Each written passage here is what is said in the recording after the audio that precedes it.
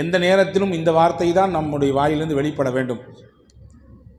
குறையாவே இருந்தாலுமே கூட, கஷ்டமே ஏதோ கொஞ்சம் இருந்தாலும் கூட, சிரமங்களும் நெருக்கடிகளும் நம்மளை சுற்றி இருந்தாலும் கூட அல்ஹம்துலில்லாஹ் அப்படின்னு சொன்னோன்னா நிச்சயமாக அந்த வார்த்தையின் பரக்கத்தினாலே அல்லாஹ் நம்முடைய சிரமங்களையும் கஷ்டங்களுக்கும் தீர்வை தருவான். இந்த அல்ஹம்துலில்லாஹ்னு சொல்லும்பொழுது எனக்கு ஒரு கதை ஞாபகம் வருது. முல்லா நஸ்ருதீன் இருக்கிறார, வேடிக்கையான ஒரு விகடகவி. அவருக்கு ஒரு ஆசை, சந்தையில் போய் ஒரு வித்தியாசமான குதிரை வாங்கணும்னு ஆசை அவருக்கு. யாருமே ஊரில் வச்சுக்கக்கூடாது, அந்த மாதிரியான ஒரு குதிரை வாங்கணும். சுற்றி சுற்றி பார்த்தாரு, கிடைக்கல. கடைசியில் ஒரு குதிரை மாட்டுச்சு. எப்படி மாட்டுச்சு அப்படின்னா, அந்த குதிரையினுடைய ஓனர் சொன்னால், இந்த குதிரை வித்தியாசமான குதிரை. என்ன வித்தியாசமான குதிரை முதல்ல சொல்லு நீ அப்படின்னாரு. இல்லை, அல்ஹம்துலில்லாஹ்னு சொன்னால் வேகமாக ஓடும், சுப்ஹானல்லாஹ்னு சொன்னால் நிற்கும். அடேங்கப்பா, முல்லாவுக்கு ரொம்ப சந்தோஷம். ஒரு கல்ல ரெண்டு மாங்காய், தஸ்பீ சொன்ன மாதிரி ஆச்சு, குதிரையில் ஏறி உட்காந்து பயணித்த மாதிரி ஆச்சு. ரொம்ப சந்தோஷம் அப்படின்னு சொல்லி அந்த குதிரையை காசு கொடுத்து வாங்கிட்டு போகிற வழியிலே சொல்லிக்கிட்டே போனார், என் குதிரைக்கு தஸ்பீஹ்லாம் தெரியுமாக்கும், நான் சொன்னதெல்லாம் கேட்குமாக்கும் அப்படின்னு சொல்லிக்கிட்டே போனார். ஒரு குறிப்பிட்ட எல்லை வரை போனார். அதுக்கு மேலே அவரால் நடக்க முடியாது, ஏறி தான் உட்காரணும். ஏறி உட்கார்ந்தார் பாருங்க, அந்த விரிப்பு நல்ல அழகான பஞ்சு மெத்த மாதிரி இருந்துச்சு. ஏறி உட்கார்ந்த உடனே யதார்த்தமாக அவருக்கு வாயில் அல்ஹம்துலில்லாஹ்னு சத்தம் போட்டார். எடுத்துச்சு ஓட்டம். ஓட்டம்னா ஓட்டம், அப்படி ஒரு ஓட்டம். அவருக்கு சந்தோஷமாக தான் இருந்துச்சு ஆரம்பத்தில். ஆனால் வேகம் கூட கூட கூட வயிறுலாம் கலங்குது. கலங்கின வயிற்றுல எதை சொன்னால் நிற்குன்றதை மறந்துட்டான் மனுஷன். இப்போ எதையாவது ஒன்று கிடக்க ஒன்று சொல்லி இன்னும் கொஞ்சம் வேகமாக ஒரு ஸ்பீடு எடுத்துச்சுன்னா என்ன பண்ணுறது? இது போய்கிட்டே ஒரு குறிப்பிட்ட எல்லை போச்சு. ஒரு பெரிய பாலும் குழி, பெரிய ஒரு குழி. அந்த குழியை பார்க்குறாரு. இன்னைக்கு போச்சு கதை, எதையோ ஒன்று வாங்க வந்து நம்ம உயிரை விட போகிறோம் அப்படின்னு நினச்சிக்கிட்டே அங்கே பார்த்துக்கிட்டே போகிறாரு. ஒரு குறிப்பாக எம்புடு பெருசு இருக்கு குழின்னு சொல்லி எட்டி ஒரு பார்வை பார்த்தாரு பாருங்க. அது பெரிய குழி. சுப்ஹானல்லாஹ்னாரு அந்த குழியை பார்த்துட்டு. ஏதாவது ஆச்சரியமான விஷயத்தை பார்த்தா சொல்லுவோம்ல, சுப்ஹானல்லாஹ்னு சத்தம் போட்டார். டக்குன்னு சட்டன் பிரேக் போட்டுச்சு குதிரை. அப்போ புரிஞ்சுக்கிட்டாரு, ஓ சுப்ஹானல்லாஹ் சொன்னால் தான் நிற்கும் போல தெரியுது, நம்ம வேகத்தில் இதை மறந்துட்டோம். எல்லா விதத்தும் அல்லாஹ் தான் பாதுகாப்பானவன். இந்த குழியிலிருந்து நம்மளை அல்லாஹ் தான் பாதுகாத்தான். யா அல்லாஹ் உனக்கே எல்லா புகழும், அல்ஹம்துலில்லாஹ். மறுபடியும் என்ன ஆயிருக்கும் கதை? கந்தலாயிருக்கும் இல்லையா? அன்பான சகோதரர்களே, வாழ்நாள் முழுக்க நமக்கு சிரமமோ நெருக்கடியோ கஷ்டமோ அல்ஹம்துலில்லாஹ் சொல்லி பழக வேண்டும். அதுக்கு கேட்காதீங்க முல்லா மாதிரி அல்ஹம்துலில்லாஹ் சொல்லணும் அப்படின்னு கேட்காதீங்க. அன்பு சகோதரர்களே, இன்றைக்கு ஓதிய வசனத்திலே ஒரு செய்தி. சூரா யூனுஸ் என்கின்ற அத்தியாயம் ஓதப்பட்டது. அந்த யூனுஸ் அத்தியாயத்திலே அல்லாஹ் தஆலா சொர்க்கத்திலே சொர்க்கவாதிகள் என்ன வார்த்தைகளை பயன்படுத்துவாங்க, என்ன வேர்ட்ஸ் அதிகமாக யூஸ் பண்ணுவாங்க அல்லாஹ் சொல்கிறான். இன்னைக்கு உலகத்தில் நமக்கு வாழணும்னா மூச்சு தேவை. உள்ளே இழுக்கிறோம், வெளியே விடுறோம். இதில் ஏதாவது ஒன்று தடைப்பட்டு போனாலும் வாழ்க்கை முடிஞ்சு போச்சு. அப்படிதான் சொர்க்கவாதிகளின் மூச்சு என்ன அப்படின்னா, அல்லாஹ் சொல்கிறான் தஸ்பீஹும் தஹ்மீதும். உள்ளே இழுக்கும்போது சுப்ஹானல்லாஹ் சொல்லுவாங்க, வெளியே இழுக்கும்போது அல்ஹம்துலில்லாஹ் சொல்லுவாங்க. தாவாஹும் ஃபீஹா சுப்ஹானக்கல்லாஹும்ம வ தஹிய்யத்துஹும் ஃபீஹா ஸலாம். சொர்க்கத்திலே சொர்க்கவாதிகள் அவர்களுடைய தஸ்பீஹ் என்னவாக இருக்கும்? சுப்ஹானல்லாஹ்வாக இருக்கும். அவங்க சந்திச்சு கொண்டா என்ன சொல்லுவாங்க? அஸ்ஸலாமு அலைக்கும் என்று பரிமாறிக்கொள்வார்கள். அவங்களுடைய வார்த்தையில் பெரும்பாலும் அவங்க பயன்படுத்துறது அல்ஹம்துலில்லாஹ். துவக்கம் சுப்ஹானல்லாஹ், இடையில் சலாம், முடிவிலே அல்ஹம்துலில்லாஹ். இதை தான் அவர்கள் அதிகப்படியாக பயன்படுத்துவார்கள் என்று அல் குர்ஆன் ஷரீஃப் நமக்கு தெளிவுபடுத்துகிறது. அன்புக்குரிய சகோதரர்களே, நல்ல உணவை நான் சாப்பிட்றோமா இல்லையா? எத்தனையோ நபர்கள் உலகத்திலே எச்சில் இலையில் கிடைக்கக்கூடிய உணவு தான் அவர்களின் வயிற்று பசியை ஆற்றுகிற உணவு. உலகத்திலே பசியோடி ஒரு புறம் பார்த்தால் அதிகப்படியான டன் கணக்கிலே உணவு விரயமாகிறது. அதே மறுபுறம் பார்த்தால் ஒரு வேளை சாப்பாட்டுக்கு கூட உணவில்லாமல் பசியோடு இரவை கழிக்கக்கூடியவர்களுடைய பட்டியல் லட்சக்கணக்கில் கூடி இருக்கிறது. இப்போ நல்ல சாப்பாடு எல்லாம் தர்றான், அதே மாதிரி நல்ல தண்ணியை குடிக்கிறோம், நமக்கு நினைக்கிற மாதிரி தண்ணி நமக்கு கிடைக்குது. அதே மாதிரி நம்முடைய உடல் உறுப்புகள்லாம் சலாமத்தாக இருக்குது. ஏதாவது அவயங்கள் துண்டாகி இருக்கிறதா அல்லது இழப்பு ஏற்பட்டிருக்குதா? இல்லை, அல்ஹம்துலில்லாஹ் ஓரளவுக்கு உடல் உறுப்புகள் சலாமத்தாக இருக்குது. அதே மாதிரி நமக்கு அல்லாஹ் பெற்றோரை தந்திருக்கான். இவங்க தான் பெற்றோர், இவர் தான் அப்பா, இவர் தான் அம்மான்னு நமக்கு தெரியுது. உலகத்தில் எத்தனையோ பேர் தன்னை பெற்றவங்க யாருன்னே தெரியாது, அவங்களுக்கு தான் பிறந்த ஊர் என்னன்னு தெரியாது. நாடு என்னன்னு தெரியாது. அப்படியே நாடோடிகளாக வாழ்பவர்கள் உலகத்திலே உண்டு. அதே மாதிரி அல்லாஹ் தஆலா நமக்கு சந்ததிகளை தந்திருக்கிறான், பிள்ளைகளை தந்திருக்கிறான். எத்தனையோ பேர் பிள்ளை வேண்டும் என்ற ஏக்கத்தில் இருப்பவர்கள் உண்டு. அதே மாதிரி ரப்புல் ஆலமீன் அல்லாஹ் ஏதோ கொஞ்சம் நஞ்ச ஆரோக்கியத்தை நமக்கு வைத்திருக்கிறான். நிறைய பேருக்கு ஆரோக்கியம் ஃபுல்லாக இருக்குது, ஒரு சில பேருக்கு நெருக்கடிகள் இருக்கத்தான் செய்யுது. ஆனால் நீண்ட வருஷங்களாக பல்லாண்டு காலமாக படுக்கையில் கிடக்கக்கூடிய நிலையிலிருந்து அல்லாஹ் நம்மளை பாதுகாத்துட்டான். இது எல்லாத்துக்காகவும் நீ அல்லாஹுக்கு ஒரு நாளைக்கு எத்தனை அல்ஹம்துலில்லாஹ் சொல்லணும், எத்தனை தடவை அல்லாஹ்விற்கு நாம் நன்றி செலுத்த வேண்டும். அன்பு சகோதரர்களே, நன்றி செலுத்தியவர் நிச்சயமாக ஒரு காலம் அவருக்கு குறை வராது என்று குர்ஆன் சொல்கிறது. நீங்கள் உங்களுக்கு கொடுக்கப்பட்ட அருளுக்கு நீங்கள் நன்றி செலுத்தினால் நிச்சயமாக இன்னும் மேலே அதிகமாக தருவேன் உங்களுக்கு. ஒன்றும் இல்லைங்க, சாதாரணமாக பார்ப்போம். ஒரு நண்பர் தன்னுடைய மாமனார் நல்ல விலை உயர்ந்த வாட்ச், ரேடோ வாட்ச் வாங்கி கொடுத்தார்.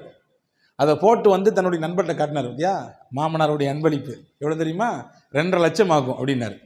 அதை நினச்சி சந்தோஷப்பட்டு அதை வாங்கி கொடுத்த மாமனாருக்கு ரொம்ப மனப்பூர்வமான இதயத்திலிருந்து மகிழ்ச்சியையும் நன்றியையும் தெரிவித்து கொண்டார். இது ஒரு புறம். நான் கேட்கிறேன், ரேடோ வாட்ச் வாங்கி கொடுத்த மாமனாருக்கு நன்றி என்றால் அதை கட்டுவதற்கு கையை தந்திருக்கக்கூடிய அல்லாவிற்கு, அந்த மணியை பார்ப்பதற்கு கண்ணை தந்திருக்கக்கூடிய அல்லாவிற்கு, சின்ன முள்ளு இத்தனையில் இருந்தால் பெரிய முள்ளு இத்தனையில் இருந்தால் இத்தனை தான் மணி என்பதை சிந்தித்து உணரக்கூடிய ஆற்றலை, சிந்தனை திறனை தந்த அல்லாவிற்கு எத்தனை நாட்கள் நாம் நன்றி செலுத்த வேண்டும், அல்ஹம்துலில்லாஹ் சொல்ல வேண்டும். அன்பு சகோதரர்களே, 24 மணி நேரமும் உடலிலே ஒவ்வொரு நாளும் இயங்கிக் கொண்டே இருக்கிறது ஒன்று. இரத்தங்கள் சுத்திகரிப்பு செய்யப்பட்டு கொண்டே இருக்கிறது. சிறுநீரகம் அந்த வேலையை மிகச்சிறப்பாக செய்து கொண்டே இருக்கிறது. என்றாவது ஒரு நாள் அதில் ஏதாவது ஒரு சின்ன முடக்கம் ஏற்பட்டு, ஏதாவது ஒரு சின்ன கோளாறு ஏற்பட்டு, இரத்த சுத்திகரிப்பு இல்லை ஆனால் செய்தாக வேண்டும், நீங்கள் என்ன செய்யுங்க, செயற்கையாக போய் டயாலிசிஸ் பண்ணிக்கங்க என்று சொல்லும் பொழுதுதான் இத்தனை ஆண்டுகள், இத்தனை வருடங்கள் அல்லாஹ் நமக்கு எந்த காசையும் வாங்காமல் சுத்திகரித்து கொண்டே இருந்திருக்கிறானே. ஒரு நாளைக்கு டயாலிசிஸ் பண்ணிட்டு வரணும்னா குறைஞ்சது 2500 ரூபாய், கூட்டினது இன்னும் நிறைய போய்கிட்டே இருக்குது. யோசிக்கிறோம், அல்லாஹ் கணக்கிட்டு பாருங்கள், ஒரு நாளைக்கு குறைந்தபட்சம் 1000 என்று போடுங்கள், ஒரு மாதத்திற்கு எவ்வளவு ஆனது, ஒரு வருடத்திற்கு எவ்வளவு ஆகிறது. இதையெல்லாம் வாங்காமல் சீராக அல்லாஹ் நம்முடைய உடலிலே அந்த இரத்தத்தை சுத்திகரிப்பு செய்து இயக்கிக் கொண்டே இருக்கிறான். எத்தனை முறை அல்ஹம்துலில்லாஹ் சொல்ல வேண்டும். யோசித்திருக்கிறோமா? என்றாவது ஒரு நாள் நாம் சாப்பிடுகிறோம், சாப்பிடுகிற உணவெல்லாம் கரைகிறது உள்ளே. எப்படி கரைகிறது? கடினமான பொருளையும் கூட கரைத்து தள்ளி விடுகிறது இல்லையா? பல்லால கூட கடிக்க முடியாது சில பொருளை, ஆனால் எப்படியோ கடிச்சு நறுக்கி முறுக்கி உள்ளே போட்டுடுறோம். ஆனால் பல்லால கூட கடிக்க முடியாத ஒரு பொருள் இந்த வயிற்றுக்குள்ளே போன பிறகு எப்படி அது கரையுது அப்படின்னா, அல்லாஹ் அதிலே ஒரு மகத்துவத்தை வைத்திருக்கிறான். ஒரு சிறப்பான அமிலம், ஹைட்ரோக்ளோரிக் என்று சொல்லக்கூடிய ஒரு அமிலம் உள்ளே சுரக்கிறது. அந்த ஹைட்ரோக்ளோரிக்கு எவ்வளோ பெரிய சக்தி உண்டு அப்படின்னா, ஒரே ஒரு சொட்டு எடுத்து கையில் நீங்கள் வச்சிங்கன்னா இங்கிட்டு வந்துடும்.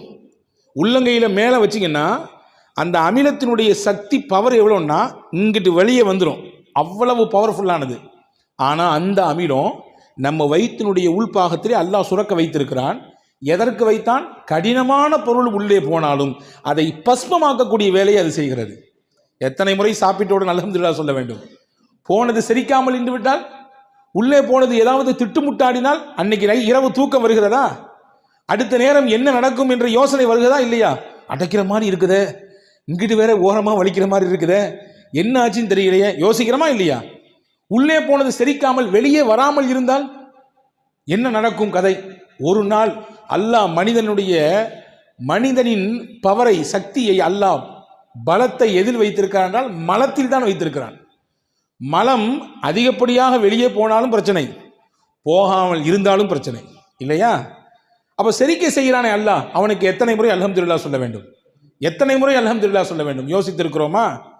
அன்பு சகோதரர்களே, செரித்த உணவு வெளியேறுகிறது, ஆனால் தானாக வெளியேறவில்லை. நாம் அதற்கு யோசிக்கிறோம், வெளியே போகணும்னு நினைக்கிறோம், குறிப்பிட்ட இடத்துக்கு போகிறோம், போய் நம்ம அந்த பொசிஷனில் அமர்றோம்.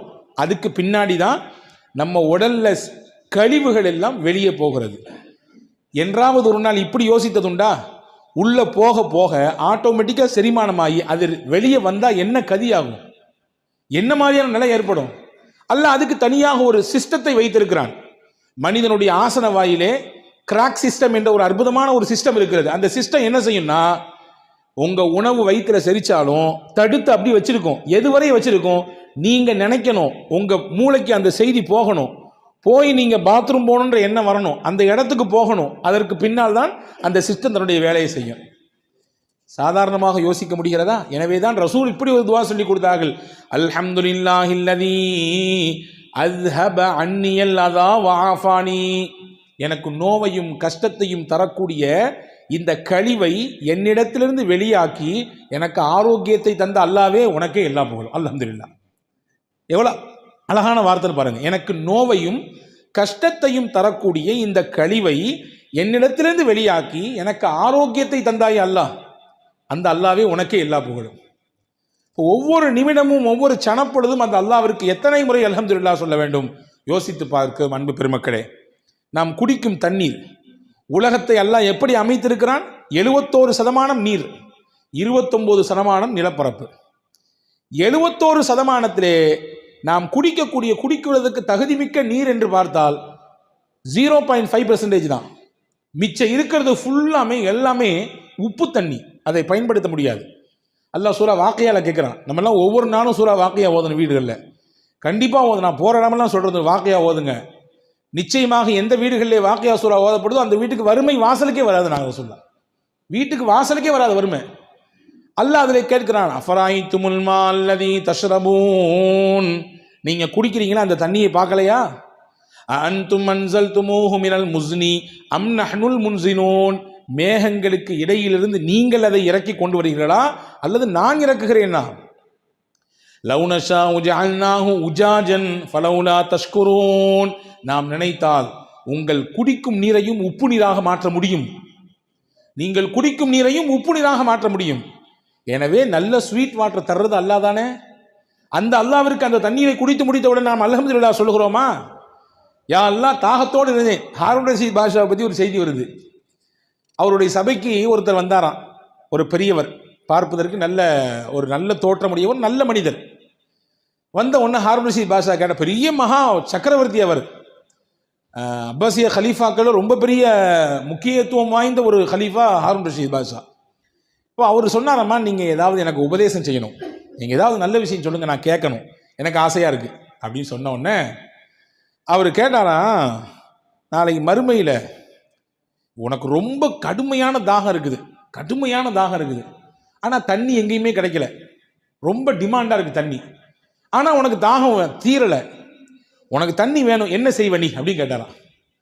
உடனே அவர் சொன்னாராம், என் ஆட்சியில் பாதியை கொடுத்தாவது ஒரு டம்ளர் தண்ணியை வாங்கி குடிச்சிருவேன், என் ஆட்சியை பாதியை கொடுத்தாவது நான் தண்ணியை வாங்கி குடிச்சிருவேன் ஒரு டம்ளர். சரி, ரொம்ப சந்தோஷம். அடுத்து கேட்டாராம், குடித்த தண்ணி வெளியாகலை, உள்ள குடிச்சதில்ல, அந்த தண்ணி சிறுநீர் வழியாக வெளியே போகணுமா கூடாதா? உள்ள தேவையான மினரல்ஸ் எல்லாம் உடம்புக்கு போயிட்டு எதுவெல்லாம் உடம்பிலே கெட்டதாக இருக்கிறதோ கழிவாக இருக்கிறதோ அதுவெல்லாம் சிறுநீர் வழியாக வெளியேறணும், வெளியேற மாட்டேங்குது, பெரிய கஷ்டமா இருக்கு, அதில் என்ன செய்வேன்னு கேட்டாராம். எப்படியாவது மருத்துவர்கள் வச்சு முயற்சிப்பேன், கிடைக்கல, என்ன செய்வேன்? என் ஆட்சியில பாதியை கொடுத்தாவது நான் என்னுடைய உள்ள போன தண்ணியை வெளியேற்றுறதுக்கு என்ன வழி உண்டோ அதற்கான ஏற்பாடு உண்டோ செய்வேன். உடனே அந்த பெரியவர் சொன்னாராம், பார்த்துக்கப்பா, உன் மொத்த ஆட்சியும் ஒரு டம்ளர் தண்ணி இருக்கு, முடிஞ்சு போச்சு. உன் மொத்த ஆட்சி எதுக்கு தான் சமம்? ஒரு டம்ளர் தண்ணீருக்கு தான் சமம். அல்லாவை பயந்து அல்லாவுக்கு நன்றியோடு வாழ்ந்து கொள். எல்லாம் இருக்கு, என்கிட்ட கார் இருக்குது, நல்லா படிச்சிருக்கேன், நிறைய பேங்க் பேலன்ஸ் இருக்குது, அல்ஹம்துலில்லாஹ் போதுமான அளவுக்கு சொத்து இருக்குது, என்ன வேணாலும் பார்த்து அப்படின்ற மனப்பால் குடிச்சிட வேண்டாம். எல்லாமே ஒரு டம்ளர் தண்ணீர் தான் இருக்குது. எல்லாத்துக்குமே பாடம் இது, எல்லாத்துக்கும், எனக்கும் பாடம் உங்களுக்கும் பாடம். ஒரு டம்ளர் தண்ணி தான், உள்ள போகிறனாலும் பிரச்சனை, போன தண்ணி வெளியே வரலனாலும் பிரச்சனை. எனவே அல்லாவை பயந்து உன்னுடைய வாழ்க்கையை அமைத்து அல்லாவுக்கு நன்றி சொல்லு என்று சொன்னார்கள் அந்த பெரியவர் என்பதாக நாம் வரலாற்றை பார்க்கிறோம். அன்பர்களே, குறைவாக என்ன கொடுத்தாலும் அல்ஹம்துலில்லாஹ், நிறைவாக இருந்தாலும் அல்ஹம்துலில்லாஹ். ஆனால் நம்மள பழக்கம் என்ன தெரியுமா? எது நமக்கு கம்மியாக கிடைச்சதோ அல்லது எது கிடைக்கலையோ அதை நினைச்சு அங்கலாய்ந்து கொண்டே இருப்போம். ஏதாவது ஒரு சின்ன பிரச்சனைனாலும் அதை பற்றி புலம்பி தள்ளுவோம். எப்படிங்க இருக்கிறீங்கன்னு யார்ட்டையா கேளுங்களேன். இங்கே அல்ஹம்துலில்லாஹ் நீங்கள் சிறப்பாக சொன்னீங்க, வெளியே கேட்டு பாருங்க, எங்க ஜெரத், முதுகு வலி, மூட்டு வலி, அங்க வலி, இங்க வலி, கடையில் பிரச்சனை, வீட்டில் பிரச்சனை என்று நமக்கு எதுவெல்லாம் குறையோ அதை மட்டுமே வெளிப்படுத்துவோம். நிறையின் பக்கத்தை பார்க்கவே மாட்டோம். அன்பர்களே, எது கிடைக்கிறதோ அது குறைவானாலும் அல்ஹம்துலில்லாஹ் என்று சொன்னால் அல்லாஹ் நிறைவாக தருவான். பாருங்கள், ஒரு செய்தியோடு முடிக்கிறேன். பெருமானா ஸல்லல்லாஹு அலைஹி வஸல்லம் முஸ்னத் அஹமதில் இந்த ஹதீஸ் வருகிறது. ரசூல் ஸல்லல்லாஹு அலைஹி வஸல்லம் வீட்டோடய ஒருத்தர் போனார். ரசூல் ஸல்லல்லாஹு அலைஹி வஸல்லம் என் கையில் கொஞ்சம் பேரிச்சம்பழம் வச்சுருந்தாங்க. அதில் ஒரு பேரிச்சம்பழத்தை எடுத்து அவர் கையில் கொடுத்தாங்க. ஒரே ஒரு பேரிச்சம்பழம், இதை வாங்கிட்டு என்ன செய்கிறது அப்படின்னு திருப்பி கொடுத்துட்டார். அதை என்ன செஞ்சார்? வாங்கி கொடுத்தது நீங்களும் நானும் அல்ல, இறை தூதர் முகமது ஸல்லல்லாஹு அலைஹி வஸல்லம். வாங்கியிருக்கலாம். அவர் ஒன்றை வச்சு எப்படி என்ன ஏங்க ஏதாவது யானை பசிக்கு சோள புரியன்னு கேட்பாங்கல்ல, அந்த மாதிரிலாம் கதையாக இருக்குன்னு நினச்சி கொடுத்துட்டாரு திருப்பி. ரசூல் சிரிச்சுக்கிட்டே இருந்தாங்க. அவர் போயிட்டார். இன்னொருத்தர் வந்தார். அதே மாதிரி ரசூல்லா கொடுத்தாங்க ஒரு பழத்தை எடுத்து கையில். அவர் ரொம்ப பவ்யமாக குனிஞ்சு வாங்கிட்டார். நபி ஸல்லல்லாஹு அலைஹி வஸல்லம் தர்றாங்க. கொடுத்தது உங்களுக்கான சின்ன பழமாக இருந்தாலும் தர்றது அல்லாஹ்வின் தூதர். எனவே ரொம்ப மரியாதையாக வாங்கினார். ரசூல் ஸல்லல்லாஹு அலைஹி வஸல்லம் என்ன செஞ்சாங்க? உள்ள உம்மு சலமா ரதியல்லாஹு ஒருத்தர் ஒரு பிள்ளையை அனுப்பி ஒரு 40 திர்ஹம் கையில் இருக்கு வாங்கிட்டு வாங்கினாங்க. உள்ள உம்மு சலமா அம்மாட்ட 40 தங்க காசு இருக்கு வாங்கிட்டு வாங்கினாங்க. அந்த புள்ள போய் வாங்கிட்டு வந்தார்.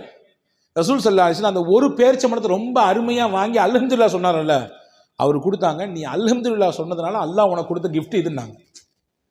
கிடைச்சது கொஞ்சம் தான் நினைச்சு நீ அங்கலாயவில்லை, நீ வருத்தப்படல, நீ அதை நினைச்சு புலம்பல, இதை வச்சு என்னத்தை பண்றது அப்படின்னு நினைக்கல. ரசூல் கொடுத்துருக்காங்க அல்ஹம்துலில்லாஹ் என்று சொல்லி வாங்கிட்டல்ல, அல்லாஹ் உனக்கு 40 திருப்பி தர்றான். நீ சொன்னதுக்காக வேண்டி அல்லாஹ் கொடுக்குற 40 அப்படின்னு சொல்லி ஒரு ஹதீஸ் சொன்னாங்க. மா நஅமல்லாஹு அலா அப்தின் நிஅமா ஃபகால அல்ஹம்துலில்லாஹ் இல்லா கானமா உஅதிய கஸீரம் மிம்மா உகித. அல்லாஹ் எந்த ஒரு அடியானுக்கு தன் புறத்திலிருந்து ஒரு அருளை கொடுக்கிறானோ அதை வாங்கி கொண்டு அவர் அல்ஹம்துலில்லாஹ் என்று சொன்னால் கொடுத்ததை விட அல்லாஹ் அதிகமாக கொடுப்பான். என்ன கிடைத்ததோ அதை விட அல்லாஹ் அதிகமாக கொடுப்பான். இதுதான் பழக்கம். இந்த உயர்ந்த பண்பு முஸ்லிம்களிடத்தில் இருக்க வேண்டும் என்று குர்ஆன் விரும்புகிறது. எனவே சொர்க்கத்தினுடைய சொர்க்கவாதிகளின் பேச்சாகும் மூச்சாகும் அல்ஹம்துலில்லாஹ் இருக்குது. நீங்களும் உங்களுடைய வாழ்க்கையில உங்க அல்ஹம்துலில்லாஹ்வை நீங்க பேச்சாகும் மூச்சாகும் அமைத்து கொண்டால் உங்களுக்கும் அந்த உயர்ந்த சொர்க்கத்தை போய் சென்றடைய முடியும் என்கின்ற அழகிய விஷயத்தை அல் குர்ஆனிலே சூரா யூனுஸ் என்கின்ற அத்தியாயத்தின் இந்த வசனத்தின் வழியாக நமக்கு அல்லாஹ் எடுத்து எம்புகிறான். இன்ஷா அல்லாஹ் சொல்லலாமா? எல்லாரும் அல்ஹம்துலில்லாஹ். அல்லாஹு தஆலா தௌஃபீக் செய்வானாக.